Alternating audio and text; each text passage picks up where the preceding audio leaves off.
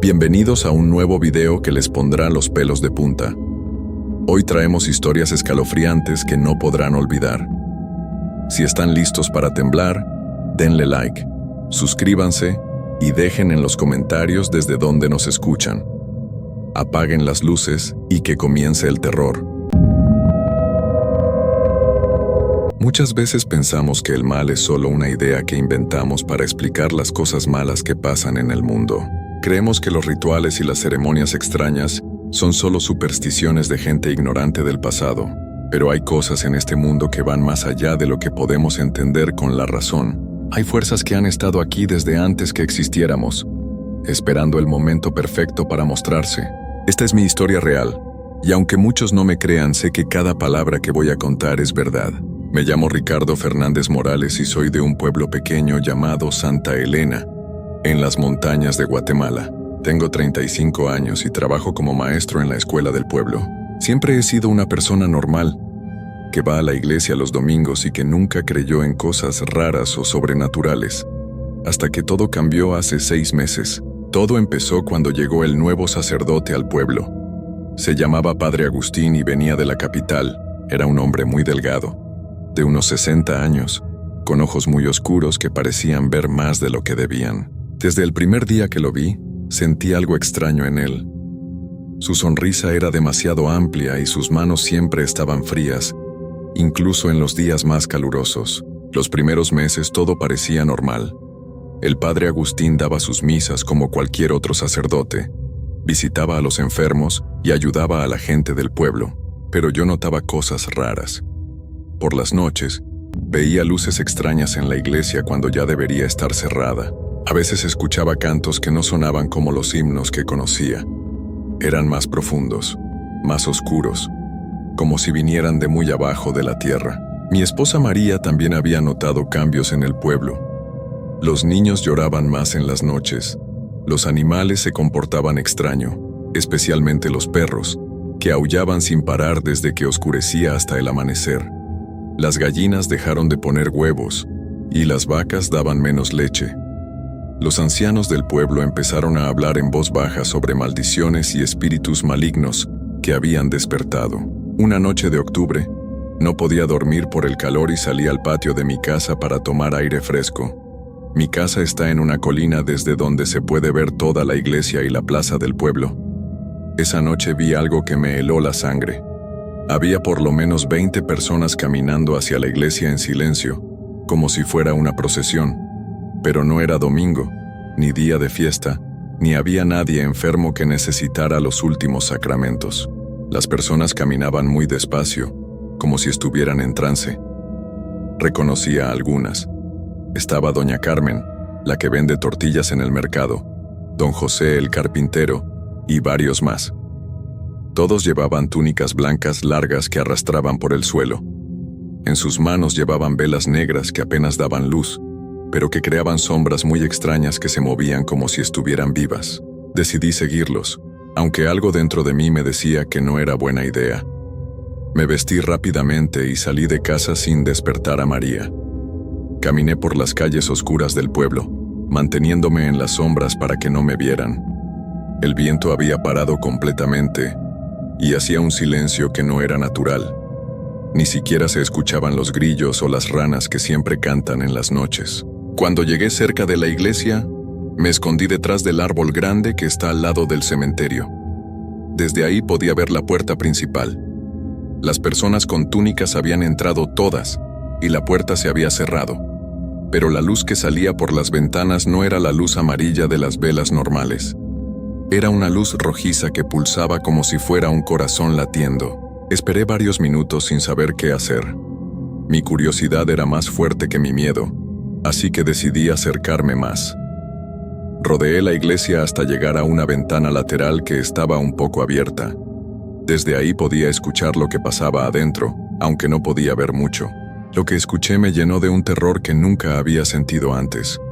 No eran rezos normales, ni cantos de iglesia. Era algo en un idioma que no conocía, pero que sonaba muy antiguo y muy malo. Las voces se juntaban en coros que subían y bajaban como olas, y a veces gritaban palabras que me dolían en los oídos. Entre los cantos se escuchaban otros sonidos, como si estuvieran arrastrando cosas pesadas por el suelo, y golpes repetidos que parecían seguir un ritmo específico. De pronto todo se quedó en silencio. Un silencio tan completo que me dieron ganas de salir corriendo. Pero entonces escuché la voz del padre Agustín, aunque sonaba muy diferente a como hablaba normalmente. Su voz era más grave, más profunda, como si viniera de una cueva muy honda. Hablaba en español, pero decía cosas que no tenían sentido para mí. Los que duermen bajo la tierra han escuchado nuestro llamado, decía. Las puertas entre los mundos se están abriendo lentamente. Pronto, los antiguos volverán a caminar entre nosotros. Cada ceremonia nos acerca más a ese día bendito. Entonces empezaron otra vez los cantos, pero ahora eran más fuertes y más urgentes. También comenzaron otros sonidos que no puedo describir bien. Era como si algo muy grande se estuviera despertando debajo de la iglesia. Se sentían vibraciones en el suelo, y el aire se volvió más espeso y difícil de respirar. No sé cuánto tiempo pasé ahí escuchando, pero cuando finalmente me decidí a irme, ya empezaba a amanecer. Las voces habían parado, y la luz roja ya no salía por las ventanas. Corrí de regreso a mi casa tan rápido como pude, con el corazón latiendo tan fuerte que pensé que se me iba a salir del pecho. Cuando llegué, María estaba despierta y preocupada. Me preguntó dónde había estado, pero no le pude contar la verdad. Le dije que había salido a caminar porque no podía dormir. Ella me miró extraño, pero no insistió. Durante el desayuno noté que tenía ojeras muy marcadas, como si tampoco hubiera dormido bien. Tuve pesadillas terribles, me dijo. Soñé que algo muy malo iba a pasar en el pueblo. Había sombras enormes que se movían por las calles y la gente desaparecía una por una. Sus palabras me dieron escalofríos porque se parecían mucho a lo que yo había visto y escuchado en la iglesia. Pero traté de tranquilizarla y le dije que solo habían sido sueños. Ese día en la escuela, todos los niños estaban muy callados y asustados. Varios me preguntaron por qué sus papás habían salido de casa en la madrugada y habían regresado muy tarde. Una niña pequeña llamada Ana me dijo que había visto a su mamá vestida con una túnica blanca, pero que cuando le preguntó por qué, su mamá no se acordaba de nada. Durante el recreo, fui a hablar con don Miguel, el conserje de la escuela, que es el hombre más viejo del pueblo. Él conoce todas las historias y leyendas de Santa Elena. Le pregunté si sabía algo sobre rituales antiguos o ceremonias extrañas que se hicieran en la iglesia. Don Miguel me miró con ojos muy serios y me dijo en voz baja: «Maestro Ricardo, hay cosas en este pueblo que es mejor no saber, pero si usted vio algo raro anoche, tenga mucho cuidado». Mi abuelo me contó historias de tiempos muy antiguos, de cuando llegaron los primeros españoles. Decía que en este lugar había un templo de los antiguos, donde hacían ceremonias para hablar con los espíritus de abajo. La iglesia se construyó encima de ese templo, pero nunca se destruyó completamente. Sus palabras me confirmaron mis peores sospechas. Esa noche no pude dormir pensando en todo lo que había visto y escuchado, y sabía que lo que había presenciado era solo el comienzo de algo mucho peor. Los días siguientes fueron muy extraños en el pueblo. La gente actuaba diferente, como si estuvieran siempre pensando en otra cosa. Muchos tenían miradas perdidas y hablaban menos de lo normal. En el mercado, las conversaciones se cortaban cuando yo me acercaba. Era como si hubiera un secreto que todos conocían menos yo. María también empezó a cambiar. Se levantaba muy temprano y a veces la encontraba parada en la ventana, mirando hacia la iglesia sin parpadear. Cuando le preguntaba qué estaba viendo, se sobresaltaba como si despertara de un sueño, y decía que no se acordaba. Sus ojos tenían una expresión vacía que me asustaba mucho. Una tarde, después de las clases, decidí ir a hablar directamente con el padre Agustín. Necesitaba saber qué estaba pasando realmente. Lo encontré en la sacristía, organizando unos libros muy viejos que nunca había visto antes. Cuando entré, cerró rápidamente uno de los libros y me sonrió con esa sonrisa demasiado amplia que me daba escalofríos. «Ricardo, qué sorpresa verte por aquí», me dijo con voz suave. «¿En qué puedo ayudarte?». Le dije que había notado cosas raras en el pueblo y que quería saber si él también las había visto.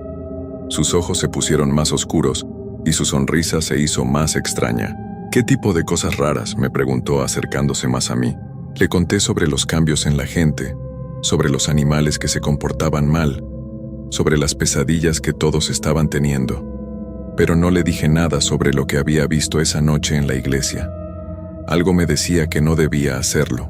El padre Agustín me escuchó en silencio, asintiendo de vez en cuando. Cuando terminé de hablar, puso su mano fría en mi hombro y me dijo: Ricardo, a veces los pueblos pasan por etapas difíciles. Hay fuerzas en el mundo que están más allá de nuestra comprensión. Pero no te preocupes, todo va a estar bien pronto.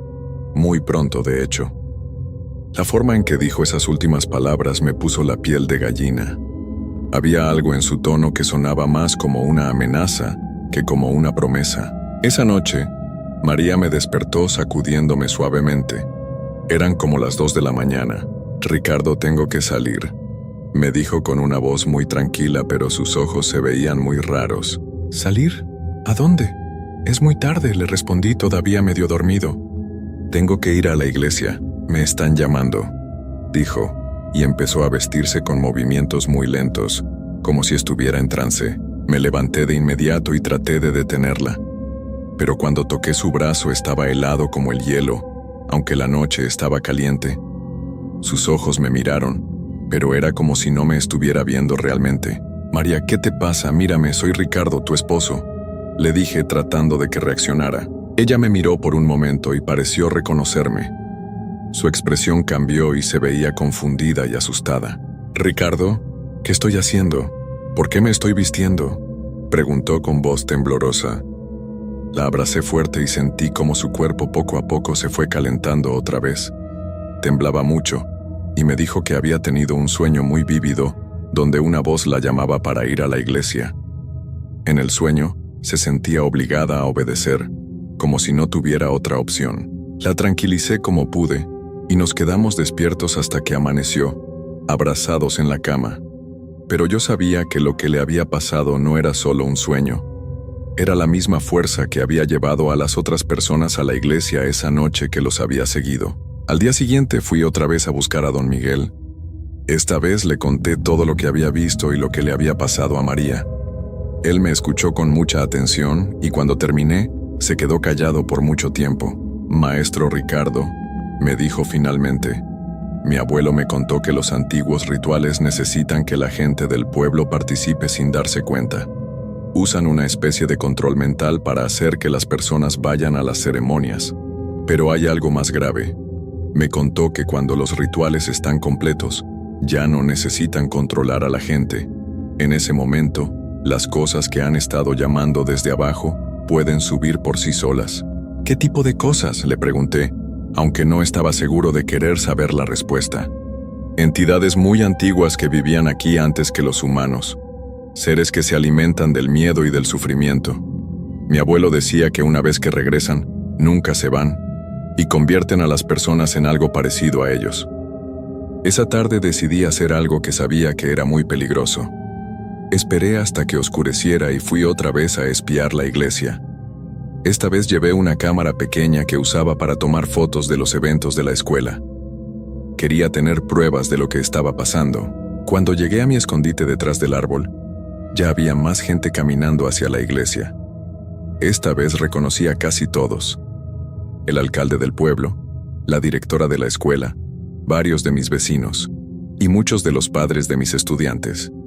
Todos llevaban las mismas túnicas blancas y tenían la misma expresión vacía en sus rostros. Pero esta vez vi algo que me aterrorizó aún más. Entre las personas que caminaban hacia la iglesia, vi a María. Llevaba una túnica blanca como los demás y caminaba con los mismos movimientos lentos y mecánicos. Quise correr hacia ella y llevármela de ahí, pero algo me detuvo. Si interrumpía la ceremonia, podría poner en peligro no solo a María, sino a todas las personas que estaban bajo esa influencia extraña. Además, necesitaba saber exactamente qué estaba pasando para poder encontrar una forma de detenerlo. Me acerqué más a la iglesia, esta vez por el lado del cementerio. Había una ventana pequeña cerca del altar que tenía un vidrio roto. Desde ahí podía ver y escuchar mejor lo que pasaba adentro. Lo que vi esa noche me cambió para siempre. Todas las personas estaban formadas en círculos alrededor del altar, pero el altar no se veía como siempre. Habían quitado la mesa y en su lugar había un hueco en el suelo, como si hubieran estado cavando. De ese hueco salía una luz roja muy intensa y un humo negro que olía a azufre y a cosas podridas. El padre Agustín estaba parado al borde del hueco, pero ya no llevaba su sotana normal. Tenía puesta una túnica negra cubierta de símbolos raros que parecían moverse por sí solos. En sus manos tenía un libro muy antiguo y grande, de donde leía en ese idioma extraño que había escuchado antes. Mientras leía, las personas en los círculos repetían las palabras que él decía, aunque era obvio que no entendían lo que estaban diciendo. Sus voces se juntaban creando un sonido que dolía en los oídos y que hacía que el aire se sintiera pesado y difícil de respirar. Pero lo más terrible era lo que estaba pasando en el hueco. Cada vez que el padre Agustín leía una parte del libro, se escuchaban sonidos que venían de muy abajo. Eran como gemidos y lamentos, pero no de personas. Eran sonidos que ningún ser humano podría hacer. Y a veces se veían sombras que se movían dentro del hueco, como si algo estuviera tratando de subir. La ceremonia siguió durante horas. Las voces se hacían más fuertes y más urgentes. El humo negro que salía del hueco era cada vez más denso, y las sombras dentro se veían más claras y más definidas. En algunos momentos, pude ver formas que parecían manos o tentáculos tratando de agarrarse de los bordes del hueco. Hacia el final pasó algo que me llenó de un terror tan grande que casi me desmayó. Una de las sombras logró salir parcialmente del hueco. Era como una mano enorme, pero no de persona. Tenía dedos muy largos que terminaban en garras, y su piel era de un color negro que absorbía toda la luz. La mano se estiró hacia las personas que estaban más cerca, y cuando las tocó, ellas gritaron con un sonido que nunca había escuchado antes. Las personas que fueron tocadas por esa mano cayeron al suelo y empezaron a convulsionarse. Pero lo más horrible era que sus ojos se pusieron completamente negros. Y cuando se levantaron otra vez, ya no se movían como personas normales. Se movían como otra cosa. En ese momento supe que tenía que irme de ahí inmediatamente. Había visto demasiado, y si me descubrían, seguramente me pasaría lo mismo que a esas personas. Salí corriendo del cementerio, y no paré hasta llegar a mi casa. Pero cuando llegué, la casa estaba vacía. María no había regresado. Me quedé despierto toda la noche esperando a que volviera, pero nunca llegó. Cuando amaneció, salí a buscarla por todo el pueblo. Pregunté a los vecinos, pero nadie la había visto. Lo más extraño era que tampoco estaban las otras personas que había visto en la ceremonia. Era como si hubieran desaparecido completamente. Fui a la iglesia temprano en la mañana. El padre Agustín estaba ahí, dando misa como si nada hubiera pasado. Pero cuando me vio, su sonrisa se hizo aún más grande y sus ojos brillaron con una luz que no era normal. Después de la misa me acerqué a él y le pregunté si había visto a María. Me miró por un largo rato antes de responder. «Tu esposa está bien, Ricardo. Está en un lugar mejor ahora. Está ayudando en una causa muy importante», me dijo con esa voz suave que ahora me daba náuseas. «¿Dónde está? Quiero verla», le exigí tratando de mantener la calma. «Paciencia, mi hijo. Pronto te reunirás con ella. De hecho, creo que esa reunión será esta misma noche», respondió, y se alejó caminando hacia la sacristía. Sus palabras me confirmaron que él sabía exactamente lo que me había pasado a María y dónde estaba. Pero también me dieron a entender que yo era el siguiente en su lista. Corrí de vuelta a mi casa y empaqué algunas cosas rápidamente. Sabía que tenía que irme del pueblo antes de que oscureciera, pero también sabía que no podía simplemente huir y dejar a María en manos de esas fuerzas terribles. Decidí ir una última vez a ver a don Miguel. Cuando llegué a su casa lo encontré muy enfermo. Estaba acostado en su cama, pálido y sudando mucho. Cuando me vio, trató de sentarse. «Maestro Ricardo, qué bueno que vino. Estoy muy mal. Tuve pesadillas horribles toda la noche. Soñé que los antiguos ya habían regresado y que estaban convirtiendo a todo el pueblo en sus sirvientes», me dijo con voz débil. Le conté lo que había visto en la iglesia y lo que había pasado con María. Sus ojos se llenaron de lágrimas y negó con la cabeza. Es demasiado tarde para la mayoría del pueblo, me dijo. Pero tal vez todavía haya una forma de detener esto antes de que se extienda a otros lugares. Mi abuelo me dejó algo que decía que podía servir en casos como este. Se levantó con mucho esfuerzo y fue hasta un baúl viejo que tenía en un rincón de su cuarto. De ahí sacó un objeto envuelto en tela negra. Cuando lo desenvolví, vi que era una daga muy antigua, hecha de un metal que no conocía. Tenía grabados símbolos similares a los que había visto en la túnica del padre Agustín, pero estos se sentían diferentes, como si fueran protectores en lugar de malignos. Esta daga perteneció a un sacerdote indígena que luchó contra estas fuerzas hace muchos siglos, explicó don Miguel. Se supone que puede cortar las conexiones entre nuestro mundo y el mundo de abajo, pero solo funciona si se usa en el lugar exacto donde se están haciendo los rituales. ¿Quiere decir que tengo que regresar a la iglesia?, le pregunté, aunque ya sabía la respuesta. Es la única forma, maestro, pero debe hacerlo antes de que termine la ceremonia final, porque una vez que esos seres estén completamente en nuestro mundo, ya no habrá forma de regresarlos. Pasé el resto del día preparándome para lo que sabía que sería mi última noche en Santa Elena. Escribí una carta explicando todo lo que había visto, por si acaso no lograba sobrevivir. La escondí en un lugar donde esperaba que alguien la encontrara algún día. Cuando oscureció, tomé la daga y me dirigí hacia la iglesia. Esta vez no me escondí. Caminé directamente hacia la puerta principal. Sabía que era muy peligroso, pero también sabía que era mi única oportunidad de salvar a María y tal vez detener esta pesadilla. La puerta de la iglesia estaba abierta. Adentro la ceremonia ya había comenzado, pero esta vez era diferente. Había mucha más gente que antes, incluyendo personas que no reconocía y que probablemente venían de otros pueblos cercanos. Todos llevaban túnicas, pero algunas eran negras como la del padre Agustín. El hueco en el altar era ahora mucho más grande, como si hubieran estado cavando durante días. La luz roja que salía de ahí era tan intensa que lastimaba los ojos, y el humo negro era tan denso que era difícil respirar. Pero lo peor era el sonido que venía de abajo. Ya no eran gemidos o lamentos. Ahora se escuchaban voces claras, pero en idiomas que sonaban como si no fueran de este mundo. Vi a María parada cerca del altar. Llevaba una túnica negra y sus ojos estaban completamente negros, como los de las personas que habían sido tocadas por esa mano horrible. Cuando me vio entrar, sonrió, pero no era su sonrisa.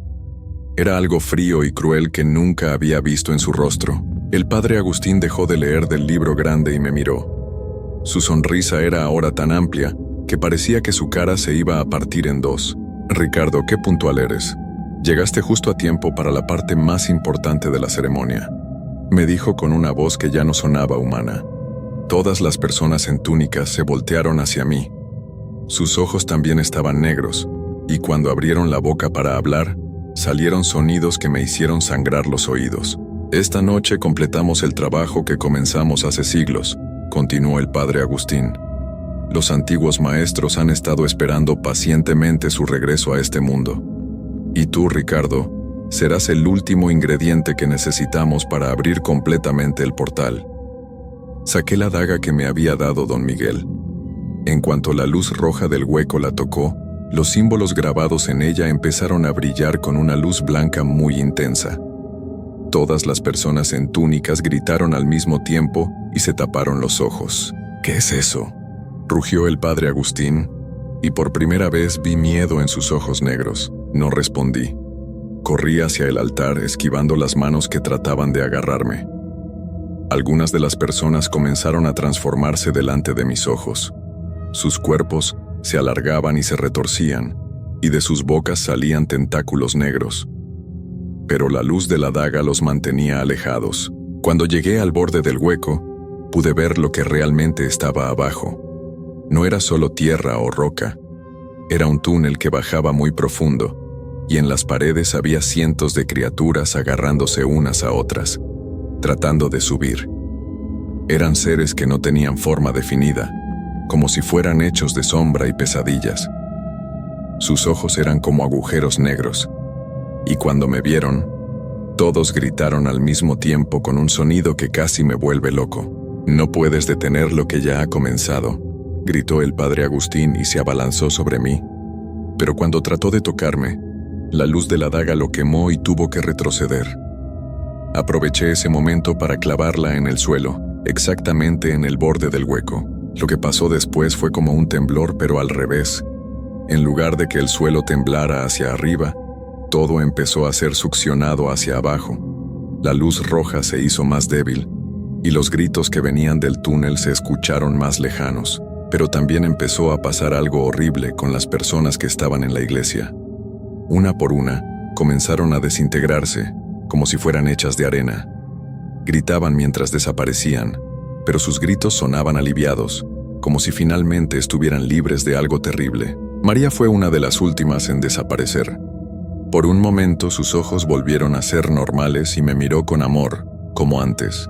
«Gracias», me dijo con su voz real, y luego se desvaneció como humo. El padre Agustín también se estaba desintegrando, pero luchaba contra ello. Sus gritos eran de rabia pura. «Esto no termina aquí», rugió mientras su cuerpo se convertía en sombra. «Los antiguos tienen otros sirvientes en otros lugares. Volverán, y cuando lo hagan, tú serás el primero en pagar». Finalmente, él también desapareció, y el hueco comenzó a cerrarse. La daga se hundió en la tierra hasta desaparecer completamente, y el suelo del altar volvió a ser como antes. Me quedé solo en la iglesia vacía. Todo había vuelto a la normalidad, excepto por el olor a azufre que quedaba en el aire, y por el silencio terrible que ahora llenaba el pueblo. Salí de la iglesia y caminé por las calles de Santa Elena. Todas las casas estaban vacías. No quedaba nadie. Toda la gente que había participado en los rituales había desaparecido con las criaturas que habían estado controlándolos. Esa noche dormí en mi casa vacía, pero no fue realmente dormir.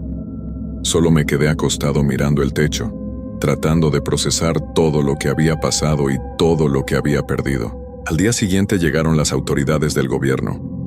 Habían recibido reportes de que Santa Elena había sido abandonado completamente de la noche a la mañana.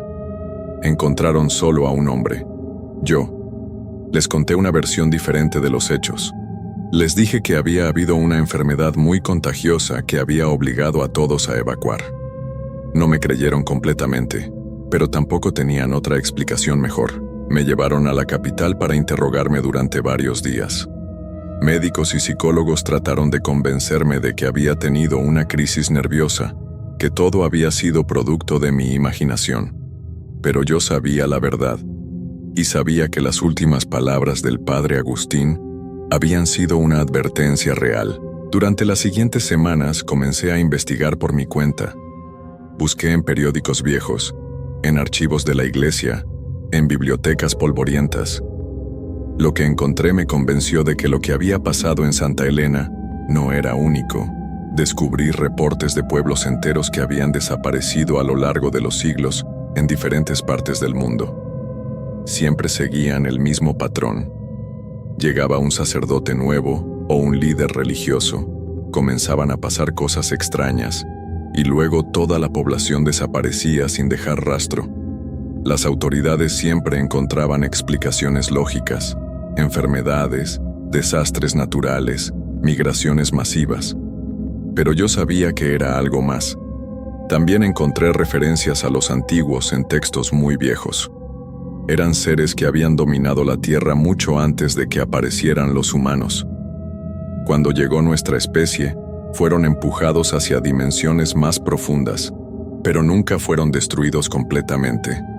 Desde entonces, han estado buscando formas de regresar, usando a humanos como puentes entre los mundos.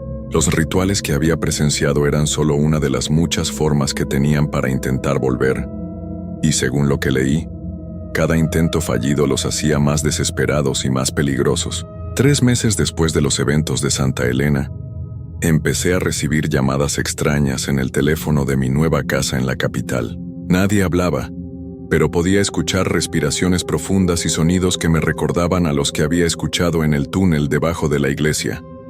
Las llamadas siempre llegaban a las 3 de la mañana, exactamente a la hora en que había comenzado el último ritual. Una noche, la voz del padre Agustín habló desde el teléfono. «Ricardo, mi querido amigo», dijo con esa voz que ya no sonaba humana. «¿Pensaste que podrías esconderte de nosotros para siempre?» Colgué inmediatamente, pero el teléfono volvió a sonar. «No puedes huir de lo que viene», continuó cuando contesté otra vez.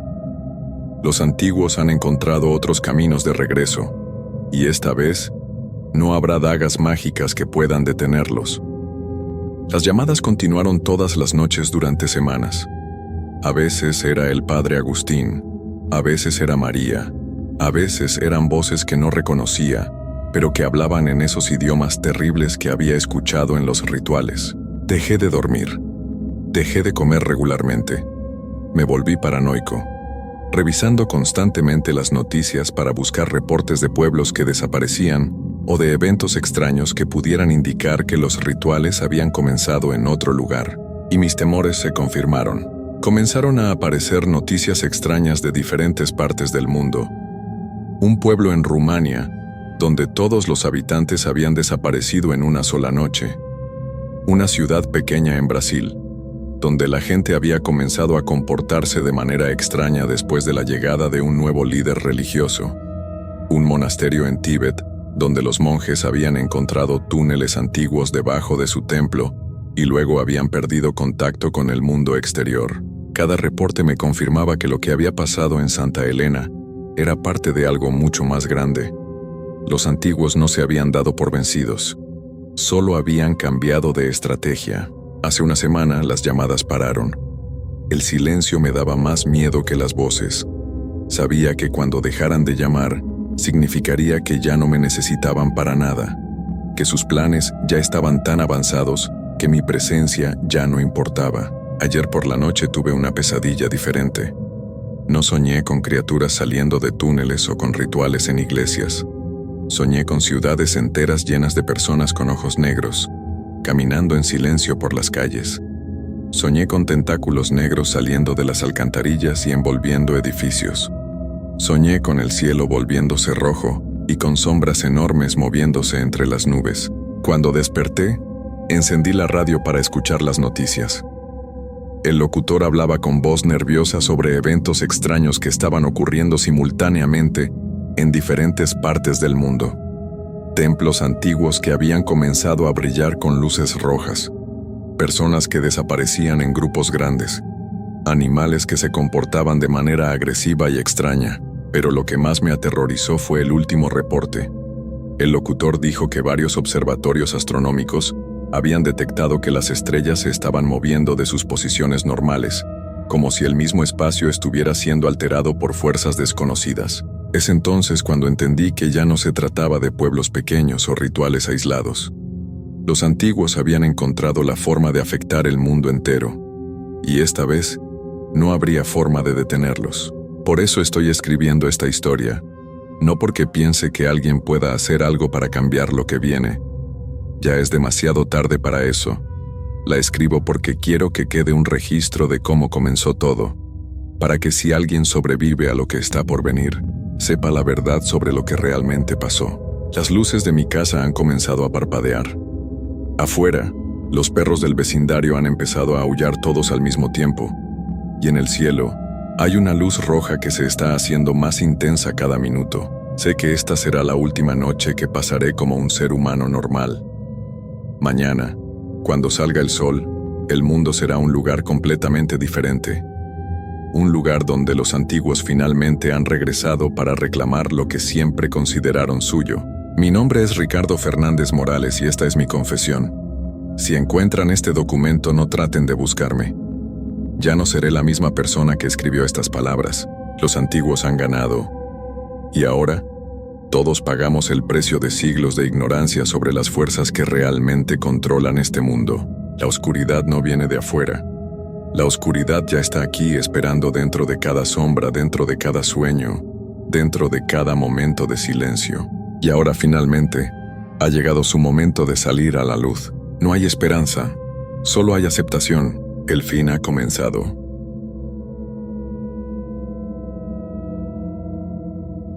Antes de contarte esta historia, Debo decirte que todo lo que vas a leer realmente me pasó hace 3 años. Sé que suena increíble, pero cada palabra es verdad.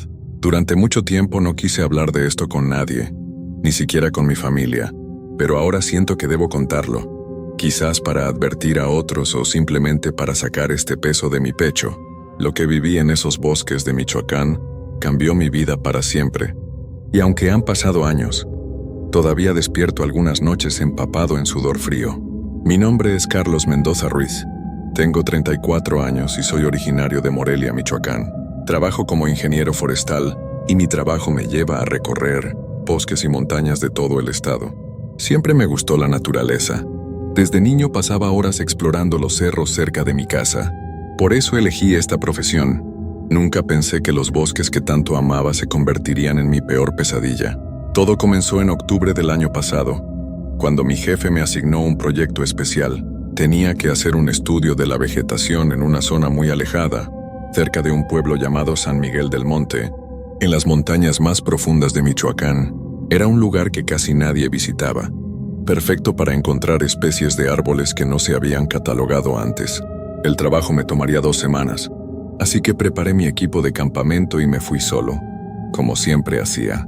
El primer día de viaje fue normal. Manejé por carreteras cada vez más angostas, hasta llegar a un camino de terracería que apenas se veía entre la vegetación.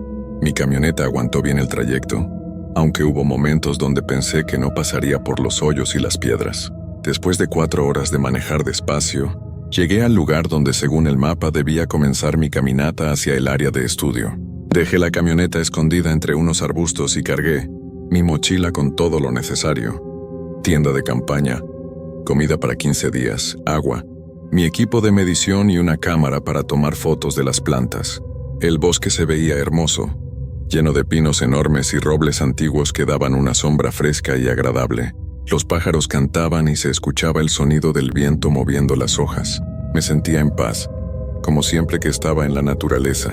Caminé durante 3 horas siguiendo una vereda que parecía muy vieja, como si la hubieran usado muchas personas durante años, pero que ahora estaba casi borrada por la vegetación. A veces tenía que usar mi machete para abrir paso entre las ramas. El aire olía a tierra húmeda y a flores silvestres, un aroma que siempre me relajaba. Pero conforme avanzaba empecé a notar algo extraño. No se escuchaban animales. Al principio no le di importancia. Pensé que era normal en esa época del año.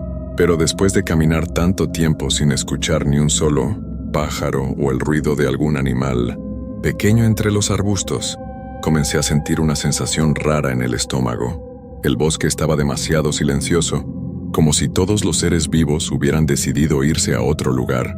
Cuando empezó a oscurecer, decidí buscar un lugar para acampar. Encontré un claro pequeño rodeado de árboles grandes que me protegerían del viento. Armé mi tienda de campaña y encendí una pequeña fogata para cocinar algo de cenar. Mientras comía mis frijoles enlatados, traté de no pensar en el silencio extraño del bosque. Me dije a mí mismo que era solo mi imaginación, que estaba acostumbrado a trabajar con otros compañeros y que por eso me sentía nervioso de estar solo. Pero esa noche no pude dormir bien. Cada vez que estaba a punto de quedarme dormido, escuchaba ruidos raros afuera de mi tienda. No eran ruidos de animales normales. Sonaban como pasos de personas caminando despacio alrededor de mi campamento. Me asomaba por la ventanilla de la tienda y no veía nada. Solo la oscuridad del bosque y las sombras de los árboles que se movían con el viento. Pensé que mi mente me estaba jugando trucos por los nervios. A la mañana siguiente me levanté muy cansado, pero decidí seguir con mi trabajo. Tenía que llegar a una zona específica que estaba marcada en mi mapa, donde supuestamente crecían unos pinos muy raros que el gobierno quería proteger. Empaqué mis cosas y seguí caminando por la vereda, que ahora se veía más clara, como si más gente la hubiera usado recientemente. Después de caminar 2 horas, llegué a una parte del bosque que se veía muy diferente al resto. Los árboles estaban plantados en líneas muy derechas, como si alguien los hubiera puesto ahí con un propósito específico. En el centro de esta área, había un círculo grande donde no crecía ningún árbol, solo pasto muy verde y flores amarillas muy brillantes. Se veía hermoso, pero algo me decía que no era natural. Me acerqué al círculo para tomar fotos y hacer mis mediciones. Cuando pisé el pasto, sentí que estaba muy suave, demasiado perfecto para ser silvestre. Mientras tomaba fotos, Noté que alrededor del círculo había piedras grandes, puestas en posiciones muy precisas, formando figuras que no reconocí. Parecían símbolos antiguos grabados en la roca, pero no como los que había visto en los museos de culturas mexicanas. Estaba tan concentrado tomando fotos que no me di cuenta de que alguien se había acercado, hasta que escuché una voz detrás de mí. «¿Qué está haciendo aquí?», me preguntó una mujer con voz muy suave, pero que me hizo brincar del susto. Me volteé y vi a una señora de unos 50 años, vestida con un vestido blanco muy largo y limpio, lo cual era extraño porque estábamos en medio del bosque. Tenía el cabello negro muy largo y los ojos más azules que había visto en mi vida. «Disculpe, no la escuché llegar», le dije mientras guardaba mi cámara. «Soy ingeniero forestal. Estoy haciendo un estudio de la vegetación de esta zona». La mujer me sonrió, pero su sonrisa no llegaba a sus ojos. «Este es un lugar sagrado», me dijo con la misma voz suave. «No debería estar aquí sin permiso». Le expliqué que tenía autorización del gobierno para hacer mi trabajo, pero ella siguió sonriendo de esa manera extraña. «El gobierno no tiene poder aquí», me dijo mientras se acercaba más. «Esta tierra pertenece a nuestra comunidad desde hace muchos años. Pero no se preocupe, puede quedarse si quiere conocer nuestras costumbres». No sabía qué responder. No había visto ningún pueblo en mi mapa, y la mujer no parecía ser indígena local. Su acento era diferente, como si viniera de otro estado o incluso de otro país. Antes de que pudiera decir algo, aparecieron más personas entre los árboles. Primero vi a 2 hombres jóvenes, también vestidos de blanco, que se quedaron parados a los lados del círculo. Luego salieron 3 mujeres más, todas con el mismo vestido largo y el mismo peinado de cabello suelto. Todos tenían esa misma sonrisa extraña, y me miraban como si fuera un animal raro en un zoológico. «Mi nombre es Elena», dijo la primera mujer. «Soy la guía espiritual de nuestra comunidad. Si quiere, puede venir con nosotros a conocer nuestro hogar. No es común que recibamos visitas, especialmente de personas que trabajan con los árboles como usted». Algo en su manera de hablar me ponía nervioso, pero también sentía curiosidad. Nunca había conocido una comunidad que viviera tan adentro del bosque. «¿Qué tan lejos está su comunidad?», le pregunté mientras empacaba mi equipo. «No muy lejos», respondió Elena. «Solo tiene que seguirnos». Los otros 5 no habían dicho ni una palabra. Solo me seguían viendo con esas sonrisas que empezaban a darme escalofríos. Decidí ir con ellos, pero algo en mi interior me decía que no era una buena idea. Caminamos por una vereda diferente a la que yo había usado.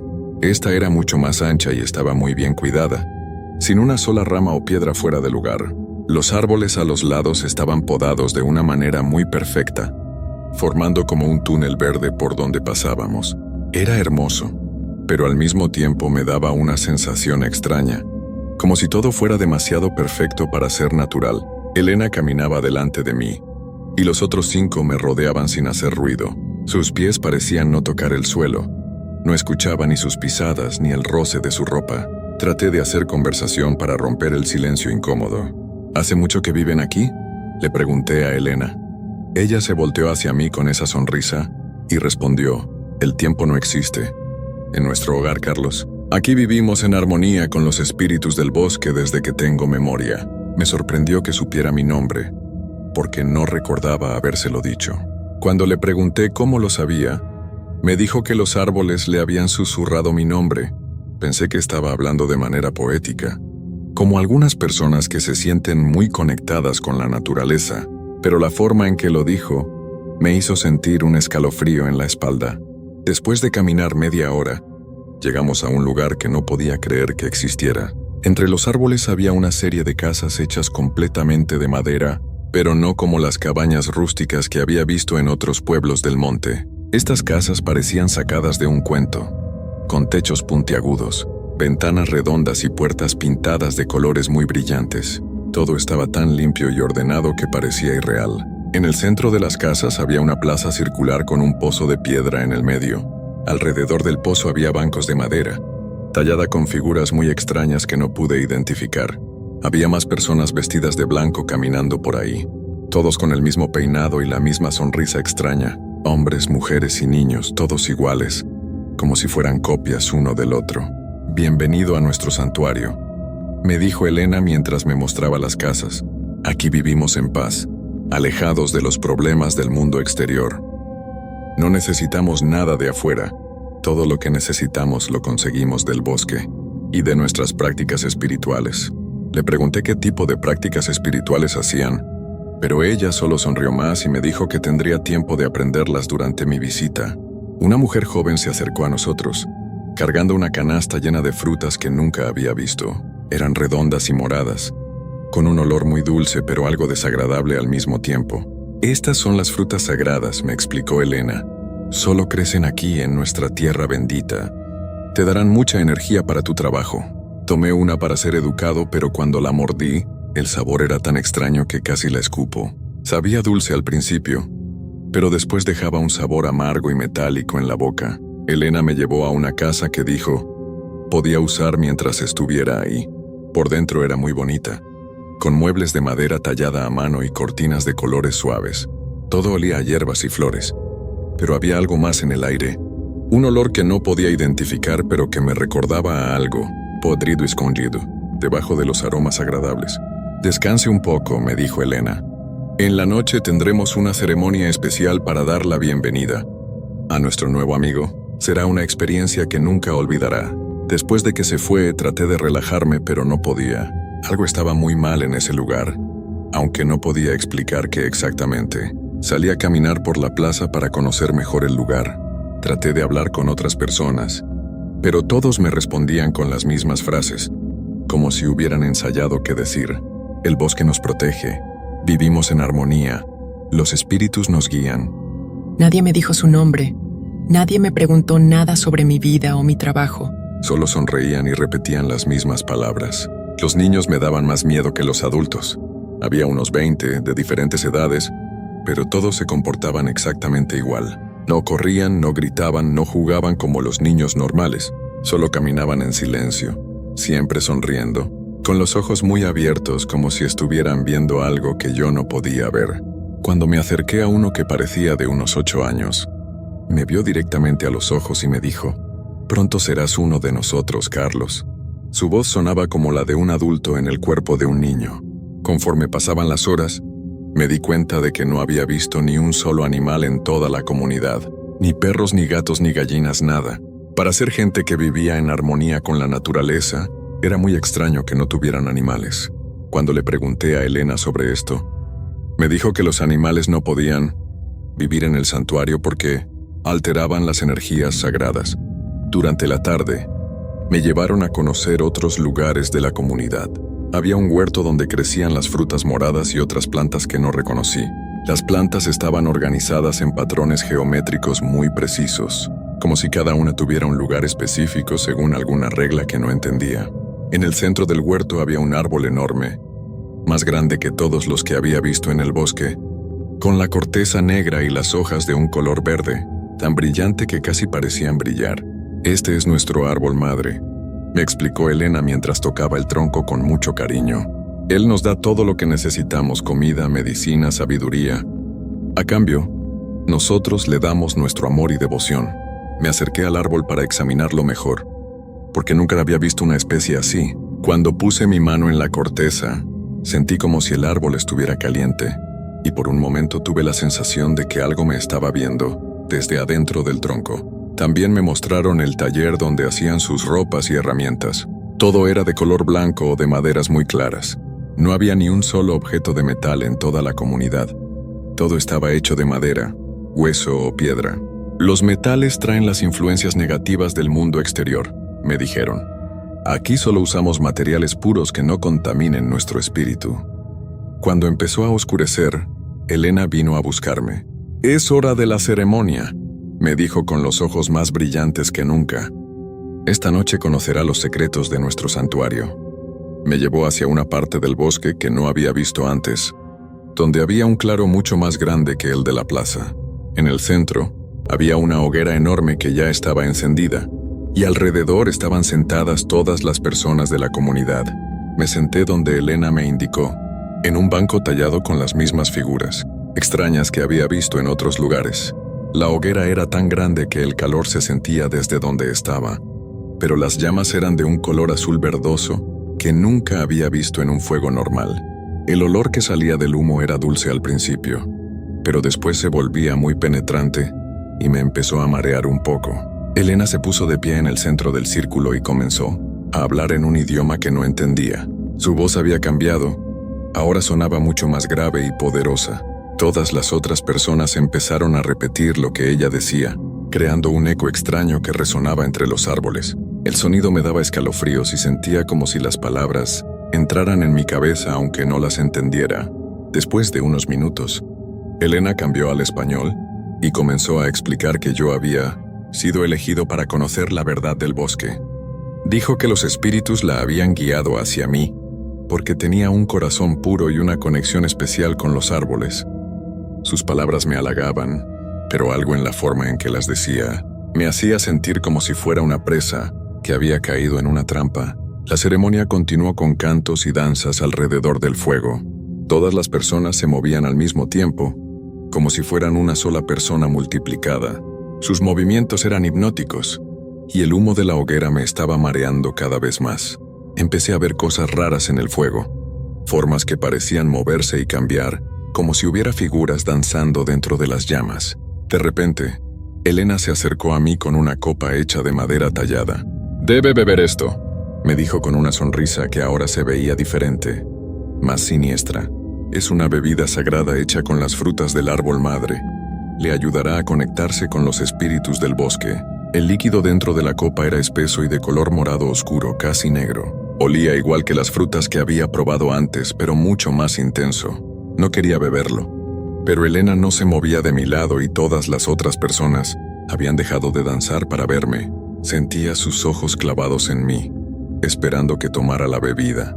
El ambiente se había puesto muy tenso, como si mi respuesta fuera muy importante para todos. Para no causar problemas, fingí beber, pero solo mojé mis labios. El líquido tenía un sabor horrible, como fruta podrida mezclada con algo químico. Elena pareció satisfecha y regresó al centro del círculo.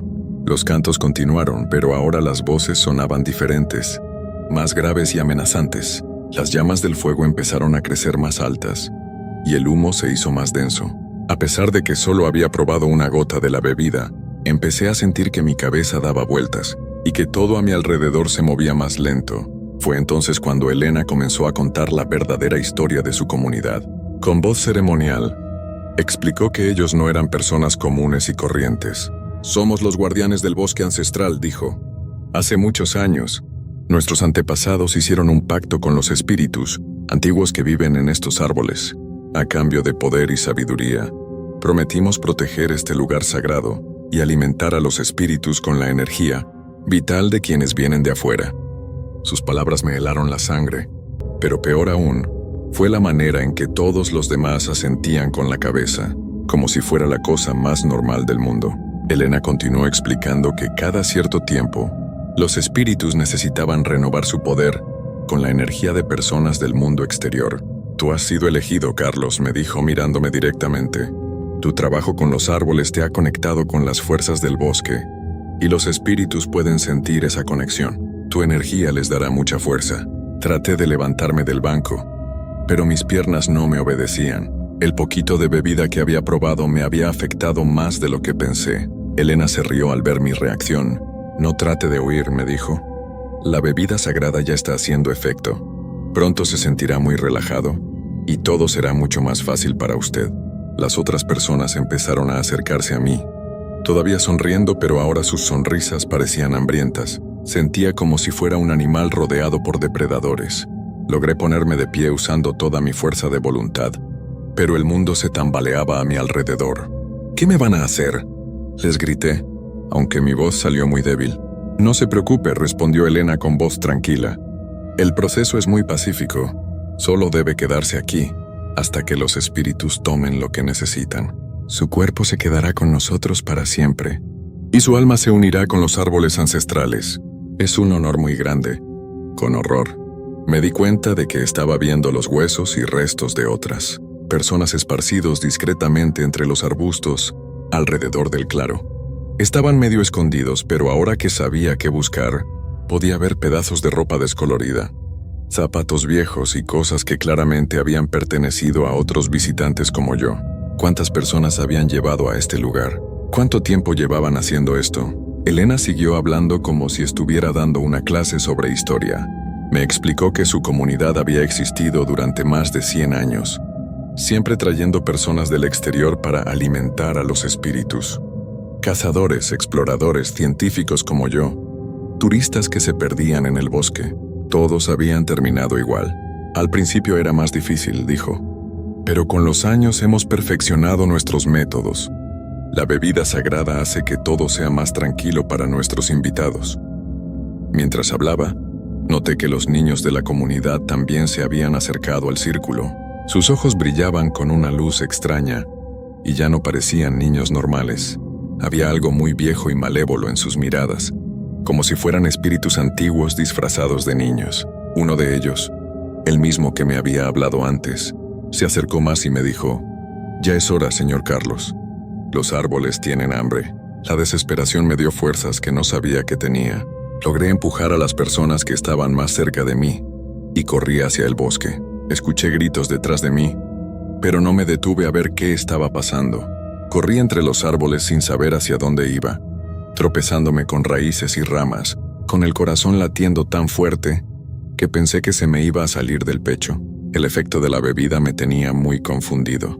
Los árboles parecían moverse y cambiar de lugar, como si el bosque entero estuviera vivo y tratara de confundirme.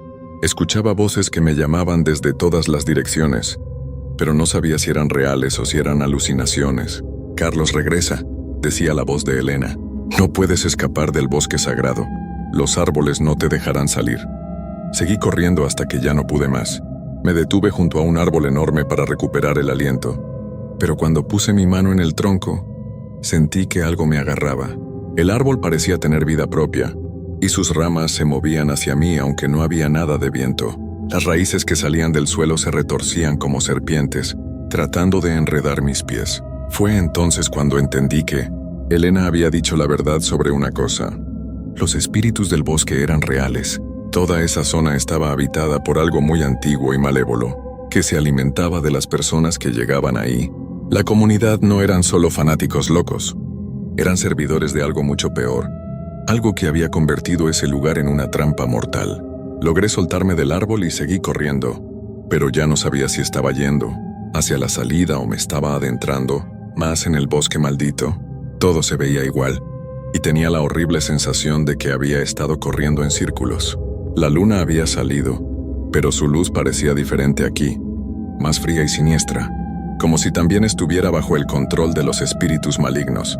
Después de lo que parecieron horas, escuché el sonido de agua corriendo. Seguí el sonido y encontré un arroyo pequeño. Bebí agua con desesperación, tratando de limpiar mi sistema del veneno que me habían dado. El agua estaba helada, pero me ayudó a aclarar un poco mi mente. Fue entonces cuando recordé que había traído mi GPS en la mochila. Con manos temblorosas, saqué el aparato y traté de encontrar mi ubicación. La pantalla parpadeaba de manera extraña, como si algo estuviera interfiriendo con la señal. Después de varios intentos, logré que funcionara, y vi que estaba mucho más lejos de mi campamento original de lo que había pensado, pero al menos sabía hacia dónde tenía que ir para llegar a mi camioneta. Empecé a caminar siguiendo la dirección que marcaba el GPS, pero el aparato seguía fallando cada pocos minutos. A veces la pantalla se ponía completamente negra, y otras veces mostraba mi ubicación en lugares que no existían según el mapa. Era como si las fuerzas sobrenaturales del bosque estuvieran tratando de confundir mi tecnología. Durante mi caminata nocturna, seguí escuchando sonidos extraños, pasos que me seguían, voces que susurraban mi nombre, ramas que se quebraban como si algo grande se moviera entre los árboles. Varias veces me volteé esperando ver a alguien de la comunidad persiguiéndome, pero nunca vi nada. Sin embargo, la sensación de ser observado no me abandonaba. Lo más aterrador era que los árboles parecían estar vivos y conscientes de mi presencia. Sus ramas se movían para bloquear mi camino. Sus raíces trataban de hacerme tropezar, y cuando me acercaba demasiado a sus troncos, sentía una presencia maligna que me llenaba de pánico. Era como si todo el bosque fuera un solo organismo gigante que me quería atrapar. Cuando empezó a amanecer, finalmente reconocí algunos puntos de referencia que había visto en mi primer día. Estaba cerca del lugar donde había dejado mi camioneta. La esperanza me dio nuevas fuerzas, y corrí los últimos metros hasta llegar al vehículo. Nunca había estado tan feliz de ver mi vieja camioneta sucia y abollada. Arranqué el motor con manos temblorosas y salí de ahí, lo más rápido que pude por el camino de terracería lleno de hoyos. No me importaba dañar la suspensión, solo quería alejarme de ese lugar maldito lo más pronto posible. Mientras manejaba seguía viendo por el espejo retrovisor, esperando ver a Elena y su gente persiguiéndome. Pero el bosque se quedó silencioso y quieto detrás de mí. No paré de manejar hasta que llegué a la carretera principal. Ahí me detuve en una gasolinera y llamé a mi jefe para decirle que había tenido una emergencia y que regresaba a Morelia inmediatamente. No le conté la verdad. Solo le dije que me había lastimado y necesitaba atención médica. Mi voz temblaba tanto que él no hizo preguntas y me dijo que fuera directo al hospital. Durante todo el camino de regreso a casa, no pude dejar de pensar en lo que había vivido. ¿Había sido real o había sido una alucinación causada por la bebida extraña? Pero los raspones en mis brazos y piernas, por haber corrido entre los árboles, eran muy reales, y el sabor horrible de esa bebida todavía estaba en mi boca después de varias horas. Cuando llegué a Morelia, fui directo al hospital como le había dicho a mi jefe. Los doctores me revisaron y dijeron que tenía síntomas de intoxicación leve, probablemente por alguna planta venenosa.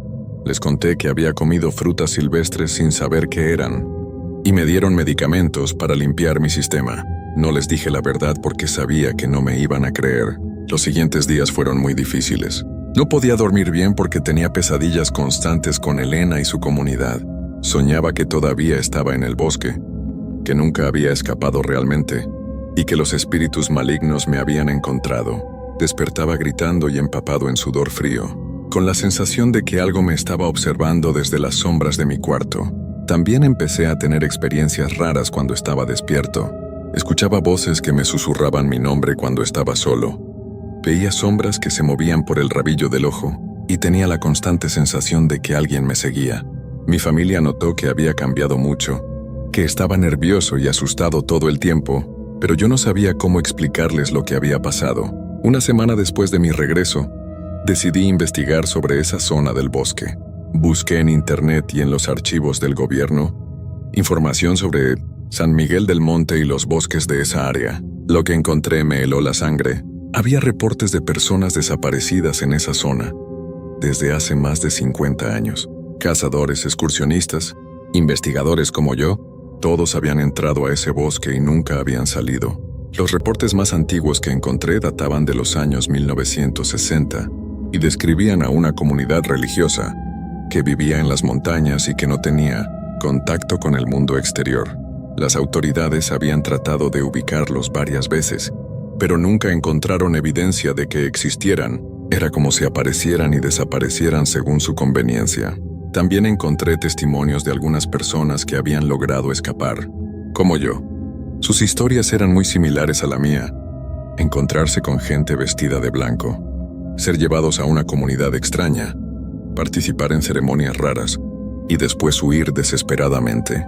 Pero la mayoría de estos testimonios eran muy antiguos, de los años 1970 y 1980. Parecía que en tiempos más recientes, muy pocas personas habían logrado escapar.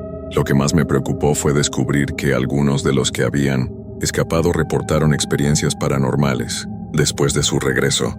Pesadillas, voces, sombras, la sensación de ser perseguidos por algo sobrenatural. Varios habían terminado en hospitales psiquiátricos y otros simplemente habían desaparecido años después de su escape, como si algo los hubiera alcanzado finalmente. Decidí que tenía que hacer algo para advertir a otras personas sobre ese lugar. Fui a la policía estatal y les conté mi historia, pero no me tomaron en serio. Me dijeron que probablemente había sido víctima de narcotraficantes o secuestradores, y que las partes sobre espíritus y árboles vivos eran solo efectos de las drogas que me habían dado. Hicieron un reporte pero nunca mandaron a nadie a investigar. También traté de hablar con otros ingenieros forestales y con grupos de excursionistas para advertirles sobre esa zona. Algunos me escucharon con interés, pero la mayoría pensó que había perdido la razón. Es muy difícil convencer a la gente de que algo así puede ser real, especialmente cuando tú mismo dudas de lo que viviste. Los meses pasaron, y aunque las pesadillas se hicieron menos frecuentes, nunca desaparecieron completamente. Cambié de trabajo para no tener que regresar a esas montañas, y ahora trabajo en oficina haciendo planos y estudios de laboratorio. Ya no puedo estar solo en bosques espesos sin sentir pánico. Y evito cualquier trabajo que me lleve a zonas remotas. Pero lo que más me aterra es que sé que Elena y su gente siguen ahí.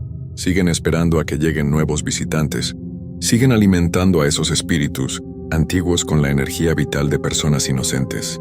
Y lo peor es que nadie les va a poner un alto, porque nadie cree que existan realmente. Hace 6 meses recibí una llamada muy extraña. Era un hombre que se identificó como investigador paranormal y me dijo que había leído sobre mi caso en un foro de internet, donde alguien había publicado partes de mi testimonio. Me explicó que él y su equipo habían estado siguiendo los rastros de comunidades como la que yo describí, y que creían que había varias en diferentes partes de México.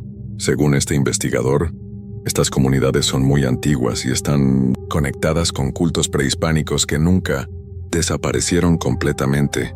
Se escondieron en las montañas más remotas y siguieron practicando sus rituales, pero adaptándolos para incluir sacrificios de personas del mundo moderno.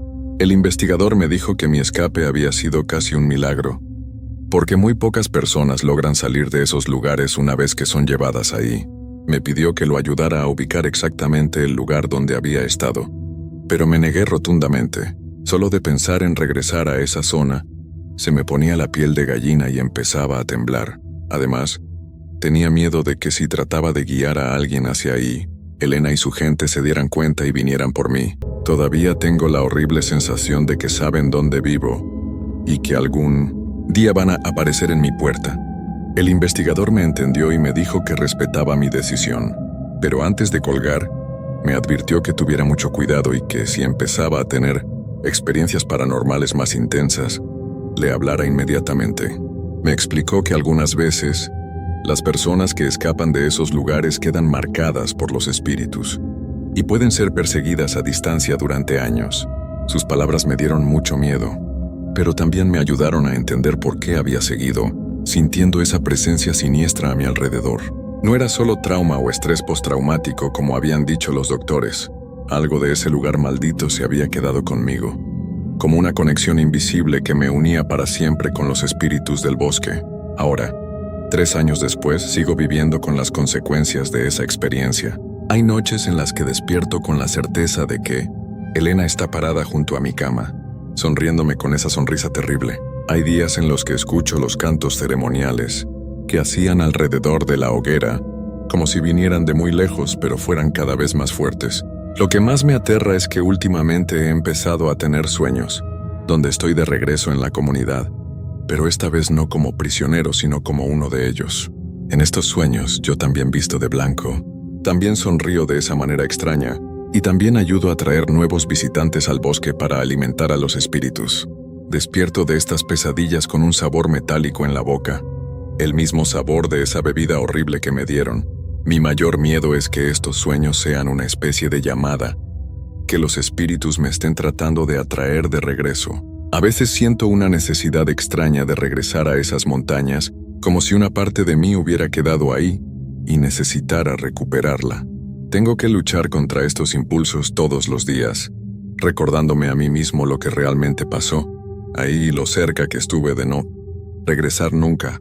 Por eso decidí finalmente contar esta historia completa. No sé si alguien me va a creer, pero necesito que quede registrada en algún lugar. Si algo me pasa, si un día desaparezco sin explicación, quiero que la gente sepa la verdad sobre lo que hay en esos bosques de Michoacán. También espero que mi testimonio pueda servir de advertencia para otros investigadores, excursionistas o cazadores que estén planeando explorar zonas remotas de las montañas. Si alguna vez se encuentran con gente vestida de blanco que los invite a conocer su comunidad, si ven plantas o frutas de colores extraños, si sienten que el bosque está demasiado silencioso, corran inmediatamente. No traten de ser educados o curiosos, solo salgan de ahí lo más rápido que puedan. Y si alguien que está leyendo esto ha vivido algo similar, por favor busquen ayuda. No se queden callados como yo hice durante tanto tiempo. Hablen con investigadores serios, documenten su experiencia, porque solo compartiendo esta información podemos proteger a otras personas de caer en las mismas trampas. Elena y su gente siguen ahí afuera, en algún lugar de esos bosques infinitos. Siguen esperando. siguen cazando, siguen alimentando a sus espíritus hambrientos.